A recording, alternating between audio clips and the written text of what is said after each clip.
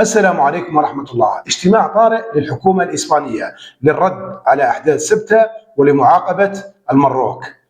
والمفاجأة أن المروك يقوم باجتماع طارئ أيضا يفاجئ به الإسبان ويحدث حالة طوارئ في إسبانيا، ويفاجئ الجزائريين ويفاجئ حتى ترامب والاتحاد الأوروبي.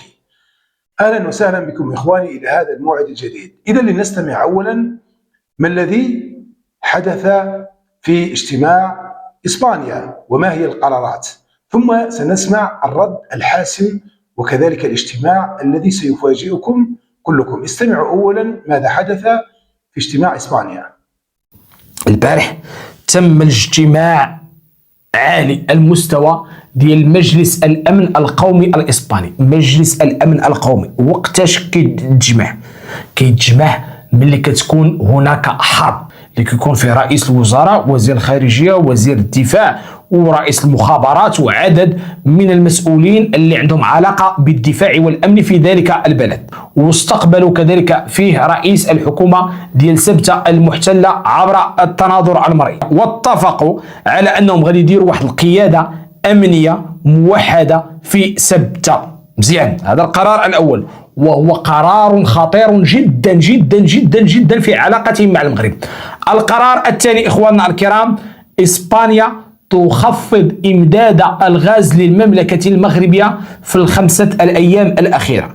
كانت الصبليون كتعطينا ما بين 29 حتى ل 31 جيجا وات في الساعه في اليوم، واليوم ولات كتعطينا اقل من المعدل، 21 جيجا وات في الساعه في اليوم. إذا كما سمعتم الإعلام المغربي يسمي هذا الاجتماع بإعلان حرب، كذلك يسميه اجتماع حرب. لماذا؟ لأنه شمل رئيس الوزراء الإسباني بيدرو سانشيز بالإضافة إلى وزير الدفاع، وأيضا وزير الداخلية، بالإضافة إلى رئيس حكومة سبتة.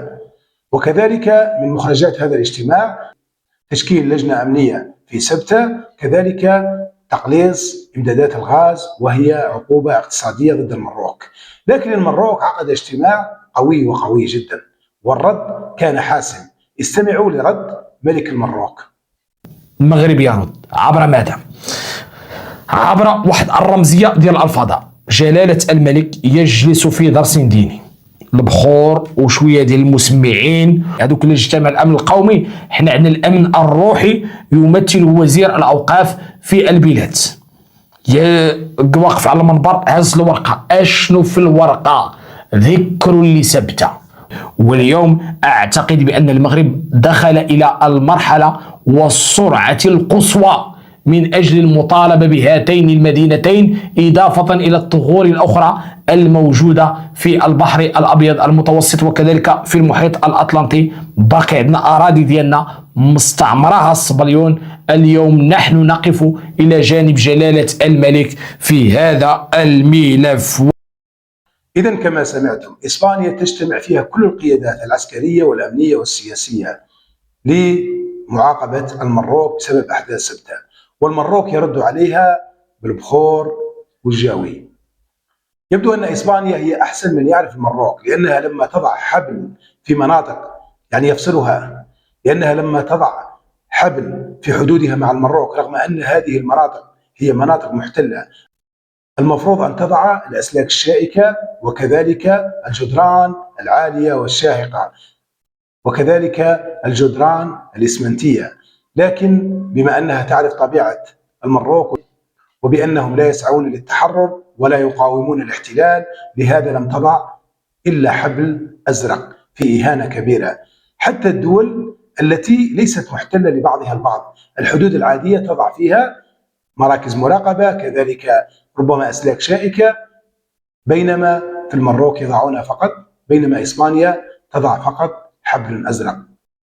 ولما قال ملكهم الراحل الحسن الثاني: إذا ما رأيت إسبانيا فخذه بالأحضان وأدخله خيمتك، من هذه العبارة عرف الإسبان أن المروك لا يقاومون الاحتلال. إذن إسبانيا تعاقب المروك بتخفيض إمدادات الغاز. والشيء المضحك أن المروك لما عاقبته الجزائر وقطعت إمدادات الغاز كان بإمكانه أن يقيم أو ينشئ منصة لإعادة تغويز الغاز المسال تقوم بتغويزه، لكن المروك رفض. كان هناك مشروع بقيمة $1,000,000,000 في ميناء الناظور، لكن المروك رفض ووجه تلك الأموال إلى الملاعب. يبنون الملاعب، يعني يقومون بالحفلات والترفيه لشعب المروك، بينما الأمن الطاقي لا يراعون له أي اهتمام. كانت الجزائر فيما مضى هي السند، وكانت الجزائر هي التي تغطي هذا الأمر. كانوا يأخذون الغاز الجزائري تقريبا بالمجان بأسواع، يعني بأسعار تفاضلية، كذلك يسرقون منه، وأيضا تعطيهم الجزائر حق مرور الغاز أو الإيجار. إذن كانوا يتنعمون في الغاز الجزائري، كانوا يأخذون مواد الطاقة يعني الغاز البوطة من الحدود الجزائرية، أيضا المازوت البنزين يأخذونها كلها من الحدود الجزائرية، حتى المواد الغذائية، بينما هم لا يقدمون للجزائر إلا الممنوعات. الآن بعد 2021 قطعت الجزائر ذلك الشيء، لأنهم لم يحمدوا الله على تلك النعمة، لم يحمدوا الله على نعمة الجزائر. قاموا بجلب الكيان، حاولوا أن يشوشوا على الجزائر، حاولوا أن يخترقوا الفتن للجزائر. الآن فليتحملوا. والمصيبة الكبرى أنهم يشترون الغاز المسال من أمريكا ومن قطر بأسوام وبأسعار يعني غالية جدا، يأخذونها ليس للمروك بل لإسبانيا، من أجل يرسلونها إلى منصات إعادة تغويز الغاز الإسبانية، ثم تعيد إسبانيا بيعها لهم. إذن هذا هو تفكير المروكي، يفكر بالملاعب قبل أن يفكر في الأمن الطاقي، يفكر في أن ينظم كأس العالم وكأس إفريقيا لكي يخدر شعبه، بينما الغاز لا يجد من أين يأتي به.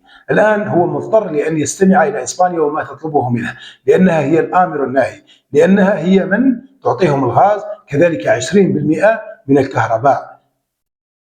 ثم يأتي إليك المروك ويقول نحن نقدم الكهرباء لإسبانيا وإسبانيا هي من تحتاجنا. كذلك هناك أمر استوقفني، قال ذلك الصحفي بأنه تم ذكر سبتة. هل كانت سبتة ممنوعة أن تذكر؟ هل هي محرمة عليكم؟ يعني هو فرحان لأن وزير الأوقاف ذكر سبتة في حضور الملك. لماذا؟ هل سبتة ليست مغربية أو مروكية؟ لأنه الآن أصبحت أغنية المروكية ترند، والمراركة لا يحبون هذه الكلمة. إذن لنقول ونتساءل، هل سبتة مروكية أم إسبانية؟ على حسب كلامكم فهي إسبانية، لأن مجرد ذكرها ممنوع بالنسبة للإسبان.